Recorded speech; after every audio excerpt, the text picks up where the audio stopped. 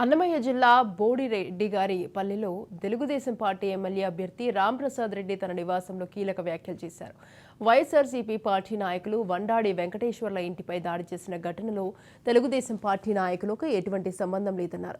YSRCP party ఓటమి భయంతోనే election బూతుల వద్ద వైఎస్ఆర్సీపీ పార్టీ నాయకులు వండాడి వెంకటేశ్వర్లతో కలిసి దౌర్జన్యాలకు పాల్పడ్డారని, అతను ఒక భూ కబ్జాదారుడని, బీసీ వర్గాలకు చెందిన పేదవారు భూములను దౌర్జన్యంతో కబ్జా చేశారని ధ్వజమెత్తారు.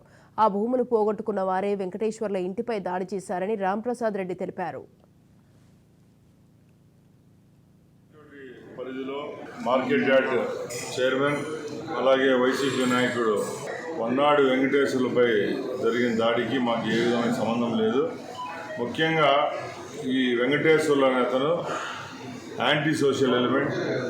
అంటే రాయచోట్ల ఆయన చేయని భూదందా లేదు, ఎర్రచందనము గుట్కా వ్యాపారం కూడా చేస్తూ ఉంటాడు అతను.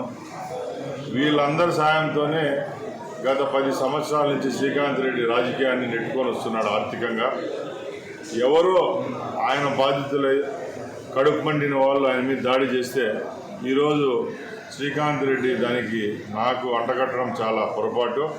నేను ఒకటే చెప్తున్నా, శ్రీకాంత్ రెడ్డికి దమ్ము ధైర్యం ఉంటే ఏదైనా నీతి నిజాయితీగా మాట్లాడు. ఎందుకంటే ఈరోజు నువ్వు బాధలో ఉన్నావు.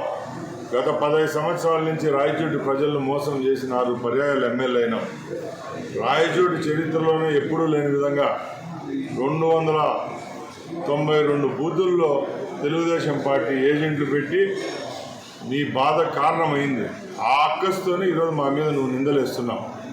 నేను సవాల్ విసురుతున్నా, నువ్వు రేపు ఎన్నికల్లో గెలిస్తే మేము తప్పుడు అన్నని నేనే ఒప్పుకుంటా.